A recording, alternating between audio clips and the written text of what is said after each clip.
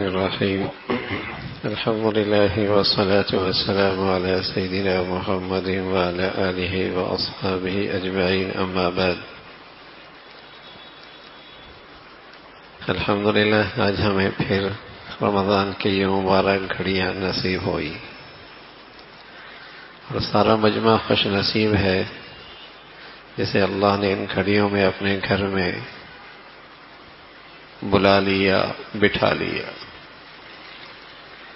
اللہ اپنے دربار میں ہر کس ناقص کو نہیں بلاتا بھائی، نصیب والوں ہی کو بلاتا ہے، اور وہ نصیب والوں ہی کو اپنے گھروں میں بیٹھاتا ہے۔ تو شکر کی کیفیت ہو تاکہ اللہ رب العزت ہمیں زندگی بھر اس پہ استقامت نصیب فرما دے۔ آج الحمدللہ ہماری تلاوت کا آغاز سورہ فاتحہ، جو پورے قرآن مجید کی پہلی سورت ہے۔ یہ سورت کیا ہے؟ یہ پورے قرآن کا دیباچہ ہے، آئینہ ہے، جس میں سارے قرآن کی مختصر سی تصویر دیکھی جا سکتی ہے۔ اور شاید یہی بڑی حکمت ہے کہ ہر نماز میں مسلمان اسے پڑھتا اور سنتا ہے کہ سارے قرآن کا مضمون ہر وقت تر و تازہ رہے۔ قرآن مجید میں اللہ کی وحدانیت کا تذکرہ ہے، رسالت کا تذکرہ ہے، قیامت کا تذکرہ ہے، ماننے والوں کا کیا اللہ کے ہاں سے انعام ہوا، نہ ماننے والوں کا کیا انجام ہوا۔ انہی 5 چیزوں کا تذکرہ ہے جو سورہ فاتحہ میں بھی، جس کا اجمالاً اختصار سے ذکر موجود ہے۔ پھر یہ خصوصیت ہے اس سورت کو کہ اس سورت کا ایک نام ہے سورت الدعا۔ دعا مانگنے کا سلیقہ، طریقہ اس کے اندر موجود ہے کہ جب دعا اللہ سے کی جائے تو اللہ کی حمد و ثنا کی جائے، اللہ کی تعریف کی جائے، اپنی احتیاج ذکر کیا جائے۔ اور پھر اس دعا میں یہ بات سکھائیے کہ دیکھو یوں تو تمہاری زندگی کی بے شمار ضروریات ہیں، لیکن تمہاری زندگی کی سب سے بڑی ضرورت یہ ہے کہ تمہیں صراط مستقیم مل جائے، ہدایت کی دولت مل جائے۔ یہ تمہاری زندگی کی سب سے بڑی ضرورت ہے، اور اللہ کے خزانوں کی سب سے بڑی دولت بھی ہے، ہدایت مل جائے۔ تو اس صورت کے اندر دعا بھی ہے، یہ پیغام بھی ہے، اور ساتھ ان لوگوں کا تذکرہ ہے جن کی علمی، عملی، کجروی روش کی وجہ سے مسلمانوں کو تعلیم دی کہ تم اس روش سے محفوظ رکھنا جو مغضوب ہیں، جو ضالین ہیں۔ اور ساتھ رہنمائی فرمائی کہ دیکھو دین پہ چلنے کے لیے 2 چیزوں کی بڑی ضرورت ہے، ایک کتاب کی اور دوسری شخصیت کی۔ دونوں چیزیں ضروری ہیں۔ فرقہ واریت وہاں فروغ پاتی ہے جہاں صرف کتاب لے لی اور اللہ والے چھوڑ دیے اور اپنے انداز سے قرآن کا مفہوم بیان کیا، اس سے بھی فرقہ گروہ بندی پیدا ہوتی ہے۔ اور وہاں بھی گروہ اور فرقہ واریت پھیلتی ہے جہاں کتاب اللہ کو چھوڑ دیا اور صرف شخصیت پرستی آ گئی۔ ہدایت کا راستہ یہ ہے، کتاب اللہ بھی ضروری ہے، رجال اللہ بھی ضروری ہے، اللہ کی کتاب بھی ضروری ہے، اللہ والے بھی ضروری ہے۔ جب یہ دونوں چیزیں ملتے ہیں تو مسلمانوں کو صراط مستقیم نصیب ہوتی ہے۔ مسلمانوں میں فرقہ واریت وہاں آئی جہاں کتاب لے لی اور اپنا ذہن لڑایا، اپنی سوچ لگائی اور اپنی ریسرچ اور اپنی خواہشات کو اس کے اندر سے نکالنا شروع کیا، اللہ والے چھوڑ دیے، ان کی رہنمائی چھوڑ دی۔ یا گمراہی اور فرقہ پرستی وہاں آئی جہاں شخصیت پرستی آ گئی، کتاب اللہ چھوڑ دی۔ تو فرقہ واریت سے حفاظت کا راستہ ہے، کتاب اللہ بھی ضروری ہے اور اللہ والے بھی ضروری ہے۔ تو اسی کی رہنمائی اور سبق سورہ فاتحہ کے اندر بھی ہے کہ سیدھا راستہ چاہیے، انعمت علیہم، یہ اللہ والے ہیں، ان پر جن پر اللہ کا انعام ہے، انہیں دیکھتے چلے جاؤ، چلتے چلے جاؤ۔ اور یہ اللہ والے کون ہیں؟ جو لا ریب فی کتاب پر عمل کرتے ہیں، قرآن ان کی زندگی کا دستور ہے۔ پھر سورہ بقرہ کا تذکرہ ہے، اور سورہ بقرہ عربی میں گائے کو کہتے ہیں، چونکہ اس میں ایک گائے کا ذکر ہے۔ بنی اسرائیل کا ایک مالدار شخص تھا، اس کے بھتیجے نے ہرس و ہوس میں اور لالچ میں آ کر دولت ہتھیانے کے لیے اپنے چچا کو قتل کر دیا، اور رات کے اندھیرے میں اس کے لاش کو اٹھا کر دوسروں کے گھر میں ڈال دیا۔ قریب تھا کہ دونوں کے درمیان تلواریں نیاموں سے نکلیں اور جنگ چھڑ جائے۔ اللہ نے موسیٰ علیہ السلام کو وحی بھیجی، ایک گائے ذبح کرو اور اس گائے کا ٹکڑا اس مردے پر لگاؤ، تو اللہ نے اسے زندہ کر دیا، اور اس نے اپنے قاتل کی نشاندہی کی کہ یہ میرا قاتل ہے۔ اور اس زمانے کے اندر ایک گروہ ایسا بھی تھا جو یہ انکار کیا بیٹھا تھا کہ مرنے کے بعد کوئی زندگی نہیں۔ اللہ نے اس مردے کو زندہ کر کے وہ عقیدہ اور وہ گمراہی اس کا بھی ازالہ فرمایا کہ اللہ رب العزت مارنے کے بعد بھی زندہ کرنے پہ قادر ہے۔ اور بھائی اللہ کی قدرت بہت بڑی ہے، چاہے تو یوں ہی زندہ کر دے، چاہے گوشت کے ٹکڑوں سے زندہ کر دے، زندہ کرنے والی ذات تو اللہ کی ہے۔ چونکہ اس بقرہ اور گائے کا ذکر ہے، اسی نسبت سے اس سورت کا نام سورہ بقرہ ہے۔ اس کے آغاز میں قرآن کی عظمت کا تذکرہ ہے، اور 3 طبقات ہیں، ایک ایمان والے ہیں، دوسرے کفار ہیں، تیسرے منافق ہیں۔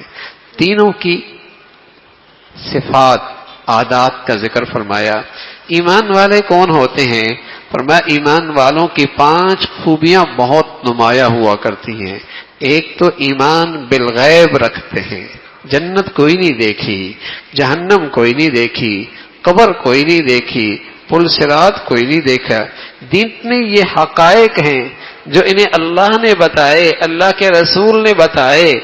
آدمی اپنے حواس کے ذریعے ان حقائق تک نہیں پہنچ سکتا۔ ایمان والا دل و جان سے اس پہ یقین رکھتا ہے، دل و جان سے اس پہ ایمان رکھتا ہے۔ ایک ایمان والوں کی خوبی یہ ہے۔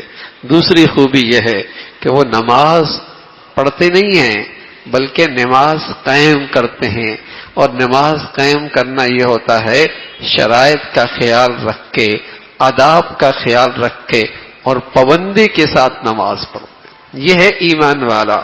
اور تیسری صورت یہ ہے وہ زکوٰۃ ادا کرتے ہیں۔ نماز اللہ کا حق ہے اور زکوٰۃ بندوں کا حق ہے۔ مسلمان تب تک مومن نہیں ہو سکتا جب تک کہ اللہ کا بھی حق ادا نہ کرے اور جب تک کہ مخلوق کا بھی حق ادا نہ کرے۔ زکوٰۃ کا تذکرہ فرمایا۔ اور چوتھی نمایاں خوبی یہ ہے کہ آسمانی کتابوں پر ایمان رکھتا ہے۔ اور 5ویں بہت انقلابی خوبی مسلمان میں یہ ہے کہ یہ آخرت کی زندگی پہ ایمان رکھتا ہے۔ یہ انسانی زندگی میں سب سے زیادہ انقلاب برپا کرنے والا عقیدہ ہے کہ یہ زندگی نہیں ہے، زندگی مرنے کے بعد ہے۔ یہ سفر ہے، مسکن مقام ٹھکانہ وہ ہے، یہ راہ چلتے مسافر کی طرح ہم ہیں، وطن وہ ہے۔ اگر یہ یقین آ جائے، آدمی کی زندگی میں انقلاب آ جائے، اس کی ترجیحات بدل جائیں، اس کی زندگی کا رہن سہن، انداز، معیار سب بدل کے رہ جائیں، تو مسلمانوں کی زندگی میں سب سے انقلابی عقیدہ آخرت کی زندگی پہ یقین ہے، آخرت کی زندگی پہ یقین ہے۔ یہی تو وجہ ہے ایک صحابی کو سینے پہ تیر لگا اور سرخ خون کے فوارے نکلے، اور اس کی زبان کے الفاظ ہیں فزت ورب الکعبہ، رب کعبہ کی قسم میں تو کامیاب ہو گیا۔ کافر کھڑا تھا، اس اندھے کو کیا نظر آئے یہ کامیابی؟ کہنے لگا تیری بیوی بیوہ ہو گئی، بچے یتیم ہو گئے، اور کاروبار تیرا تباہ ہو گیا، اور یہ کہہ رہا ہے میں کامیاب ہو گیا۔ تو دوسرے نے کہا یہ کفر اور شرک کی ظلمت میں یہ کامیابی نظر آ ہی نہیں سکتی، یہ کامیابی تو صرف ایمان کے نور سے نظر آتی ہے۔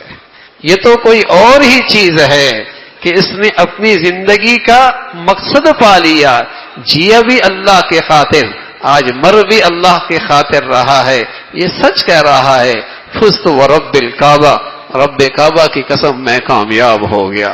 یہ ایمان والے ہیں۔ دوسرا تذکرہ منافقین کفار کا تذکرہ فرمایا، اور کفار کا تذکرے میں ایک بہت بڑا ضابطہ بتایا۔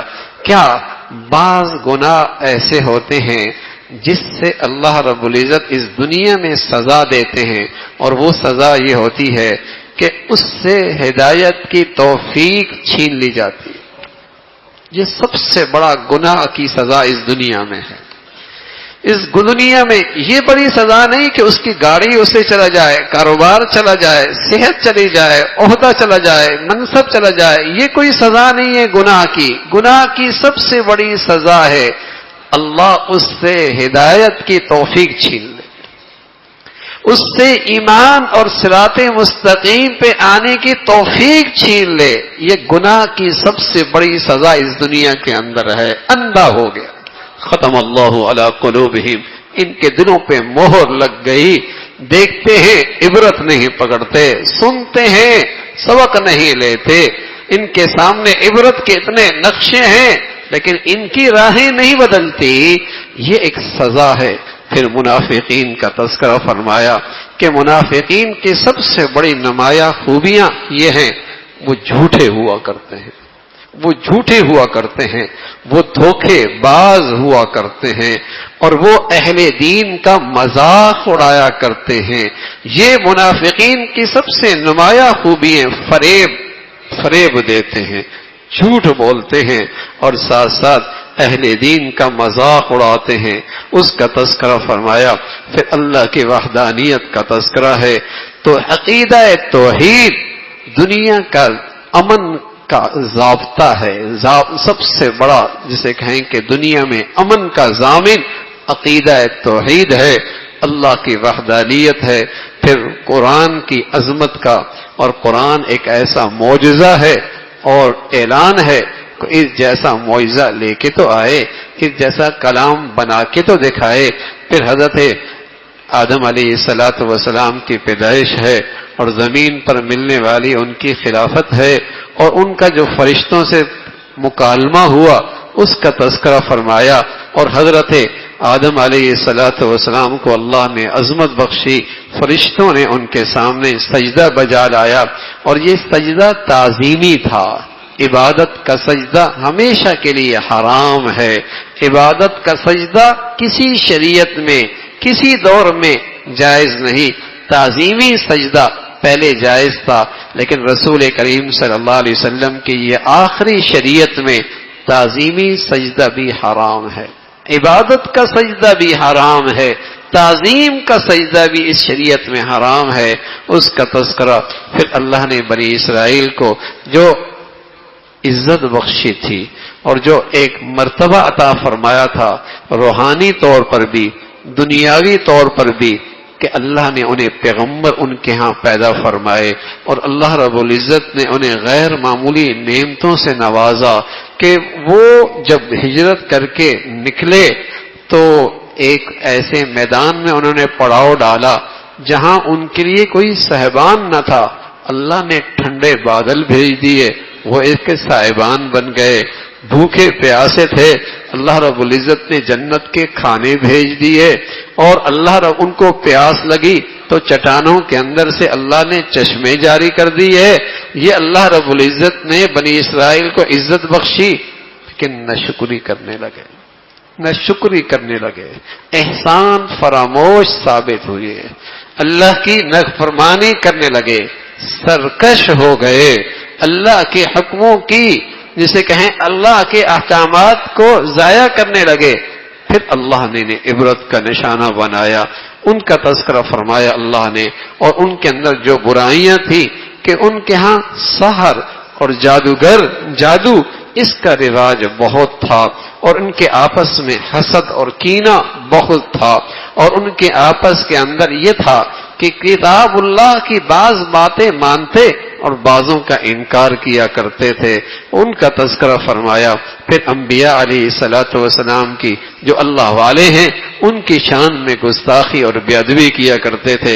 اللہ نے قرآن والوں کو یہ پیغام دیا کہ تم اپنے آپ کو ان کوتاہیوں سے دور رکھنا، ان جرائم سے اپنے آپ کو دور رکھنا، اس کا تذکرہ۔ پھر حضرت ابراہیم علیہ الصلوۃ والسلام کا تذکرہ ہے، جنہیں اللہ رب العزت نے بار بار آزمائش کے گھاٹیوں میں گزارا، اور ابراہیم ہیں ہر آزمائش کی گھاٹی میں کامیاب ہوئے۔ کبھی بیٹا ذبح کرنے کا حکم فرمایا، کبھی بچے اور بیوی کو صحرا میں رکھنے کی بات کی، اور کبھی کوئی آزمائش، لیکن ابراہیم علیہ الصلوۃ والسلام کامیاب رہے اور استقامت کا مظاہرہ کیا اللہ کی فرما برداری پر۔ پھر اللہ نے انہیں برکت دی کہ ان کی دعائیں قبول فرمائیں، پھر ان کی اللہ نے دعائیں قبول فرمائی، اور انہوں نے ایک دعا کی تھی، اللہ ایسا پیغمبر دے دے۔ تو رسول کریم صلی اللہ علیہ وسلم حضرت ابراہیم کے دعاؤں کا نتیجہ ہے۔ پھر حضرت ابراہیم علیہ الصلوۃ والسلام کا تذکرہ، اور پیارے رسول صلی اللہ علیہ وسلم کو جو اللہ نے دنیا میں بھیجا، آپ کے نبوت کے 3 نمایاں مقاصد تھے۔ ایک مقصد تھا قرآن کے الفاظ سکھانا، دوسرا مقصد تھا قرآن کا علم سکھانا، اور تیسرا مقصد تھا اخلاق سنوارنا، معاشرے اور سوسائٹی اور قومیں ان کے اصلاح کے لیے دونوں چیزیں ضروری ہیں، تعلیم بھی ضروری ہے اور ان کے اخلاق کی تربیت اور سنوارنا بھی ضروری ہے۔ یہ دونوں چیزیں جب ہوتی ہیں پھر معاشرہ، سوسائٹیاں، قومیں بنا کرتی ہیں۔ پھر اللہ کی طرف سے اس بات کا تذکرہ فرمایا کہ اولاد کو دین دے دینا، اخلاق سنوار دینا باپ کی طرف سے، یہ اولاد کے لیے بہت بڑی دولت ہے۔ بیٹے کے لیے، اولاد کے لیے دین کا ماحول دے دینا اور ان کے اخلاق سنوار دینا، یہ ماں باپ کی طرف سے اولاد کے لیے بہت بڑا تحفہ ہے، بہت بڑی دولت ہے۔ جو دور اندیش ماں باپ ہوا کرتے ہیں، جیسے پیغمبر اپنی اولاد پہ شفقت کرتے ہیں، جیسے پیغمبر دور اندیش ہوتے ہیں، وہ اپنی اولاد کے دین کی اور اخلاق کی فکر انہیں سب سے زیادہ ہوتی ہے، اسی کا تذکرہ فرمایا۔ پھر فرمایا یہ یہود و نصارہ اس غلط فہمی کا شکار ہیں کہ جنت میں ہم ہی جائیں گے، ان کا ایمان تب قبول ہوگا جیسے تم ایمان لائے ہو، وہ بھی ایسی ایمان لے کے آئیں۔ پھر دین کا اپنا ایک رنگ ہے، جو اسے اختیار کرے گا وہ دوسروں سے بالکل ممتاز ہو جائے گا، اسی کا تذکرہ ہے۔ پھر رسول کریم صلی اللہ علیہ وسلم مدینہ منورہ تشریف لائے تو 16 ماہ تک آپ کا قبلہ بیت المقدس تھا، 16 ماہ تک، لیکن آپ کے اندر کا شوق اور آپ کے اندر کی چاہت اور آپ کے اندر کی جستجو تھی کہ انہیں قبلہ وہ ملے جو ابراہیم علیہ السلام کا تھا، لیکن حسن ادب تھا، اللہ سے سوال بھی نہیں کر رہے کہ شاید اللہ کی چاہت یہی ہو کہ بیت المقدس ہی قبلہ رہے، چاہت اس لیے حسن ادب میں سوال بھی نہیں کیا، لیکن کبھی کبھی بے اختیار آسمانوں کی طرف دیکھ لیا کرتے تھے کہ کب حکم آتا ہے۔ پھر حکم آیا کہ آپ کا قبلہ بیت اللہ ہے، تو پھر موقع ملا مشرکین کو، اور اس میں پیش تھے یہودی، پروپیگنڈا کرنے کے اندر تعجب کرنے لگے۔ تعجب نہیں تھا، حقیقت میں اندر کا عناد تھا، حقیقت میں اندر کا بغض تھا، لیکن پرایا عناد کا تھا۔ کہتے کہ پہلے قبلہ ٹھیک تھا یا اب قبلہ ٹھیک ہے؟ اگر پہلا قبلہ ٹھیک تھا تو اب کی نمازیں تمہاری ٹھیک کیسی ہوئی؟ اور اگر پہلا قبلہ غلط تھا اب ٹھیک ہے تو پہلی نمازوں کا کیا ہوگا؟ اس انداز سے فریب دیتے تھے، پروپیگنڈا کرتے تھے۔ تو بتایا اللہ نے، اللہ کی ہاں نہ بڑائی مشرق کی ہے نہ مغرب کی ہے، کسی سمت کی کوئی اہمیت نہیں ہے، بس جدھر اللہ کا حکم ہو گیا اس سمت کی عظمت بڑھ گئی۔ ساری عظمت اور ساری بڑائی تو اللہ کے حکم میں ہے۔ پہلے وہ حکم بیت المقدس کی طرف تھا، اب وہ حکم بیت اللہ کی طرف ہو گیا، جو اس کی طرف رخ کرے گا اسی کی عبادت قبول ہوگی۔ پھر بتایا مشکلات سے نکلنے کا راستہ نماز ہے، مشکلات سے نکلنے کا راستہ صبر ہے۔ مسلمانوں، ہم مشکلات کے لیے نہ جانے کتنی تدبیریں کرتے ہیں، یہ آسمانی نسخہ بھی تو کبھی دیکھ لیا کرو کہ صلاۃ الحاجت کا بھی کبھی اہتمام کر لیا کرو۔ صبر سے بھی جسے کہیں کہ اپنے اندر قوت اور طاقت پیدا کیا کرو۔ مشکلات سے نکلنے کا راستہ اللہ کہہ رہا ہے نماز ہے، صبر ہے۔ اور جب کوئی تکلیف آ جائے اور جب کوئی آزمائش آ جائے تو اس آزمائش کو برداشت کرنے کی طاقت ویسے پیدا ہو، اس تکلیف کو اپنے لیے خوشگوار کیسے بنا سکتے ہیں، اس کا نسخہ دیا۔ اس کا طریقہ یہ ہے کہ یہ یقین کر لو کہ تمہاری اس تکلیف پر اللہ تمہیں اجر دے گا، اللہ تمہیں اس تکلیف پریشانی پر کوئی انعام دے گا۔ اگر تمہیں یقین ہو گیا اور یہ تم نے دھیان کر لیا، تمہاری تکلیف خوشگواری میں بدل جائے گی اور تمہارے اندر وہ طاقت آ جائے گی کہ مصیبت برداشت کرنا خندہ پیشانی سے آسان ہو جائے گا۔ پھر اللہ کی عظمت کا تذکرہ ہے اور ایمان والوں کو تلقین فرمائی، ایمان والو حلال کھانا، پاکیزہ کھانا، لقمہ حلال کی فکر کرنا، لقمہ حلال کی فکر کرنا، اور جس خوش نصیب کو حلال مل جائے وہ اللہ کا شکر ادا کیا کرے۔ لقمہ حلال کی تلقین فرمائی اور پھر فرمایا جس کو ذرائع اور وسائل حلال کے مل گئے اللہ کا شکر ادا کرے۔ اور سچ عرض کر رہا ہوں میرے عزیزو، اس دور کی بڑی بزرگی ہے، اس دور کی بڑی بزرگی ہے کہ کسی کے معاملات میں دین زندہ ہو جائے۔ اس دور کا بڑی بزرگی ہے کسی کی معیشت میں دین زندہ ہو جائے۔ اس دور کے اندر بڑی دینداری ہے کہ اسے کمانے میں حلال حرام کی فکر پیدا ہو جائے۔ فرمایا حلال کھاؤ، اور فرمایا جسے حلال مل گیا بہت بڑا انعام ہو گیا، اس پہ اللہ کا شکر ادا کیا کرے۔ اور پھر حرام کی ایک مختصر سی فہرست بتائی، غیر اللہ کے نام پہ خنزیر ہے، مردار ہے، انہی کا تذکرہ فرمایا۔ اور اسی طرح جو غیر اللہ کے نام پہ نظر کی جائے وہ بھی حرام ہے، اور اس کی حرمت ایسی جیسے خنزیر کی طرح ہے۔ اس فہرست میں اس کا بھی ذکر فرمایا وہ بڑے گھاٹے میں ہیں، بڑے نقصان میں ہیں جو زندگی کی پونجی دیتے ہیں اور گمراہی خریدتے ہیں، زندگی کی پونجی اور دولت دیتے ہیں اور گمراہی خریدتے ہیں۔ بڑی ہمت ہے، آگ پہ کیسے صبر کریں گے؟ بڑی ہمت ہے، آگ پہ کیسے صبر کریں گے؟ تو عقل مندی کیا ہے؟ زندگی کی پونجی خرچ کرو، ہدایت لے کرو، زندگی کی پونجی استعمال کرو اور اس کو خرچ کرو، ہدایت کی دولت کماؤ۔ اللہ رب العزت ہم سبھی کو ہدایت پہ جینا نصیب فرمائے اور ہدایت پہ خاتمہ نصیب فرمائے۔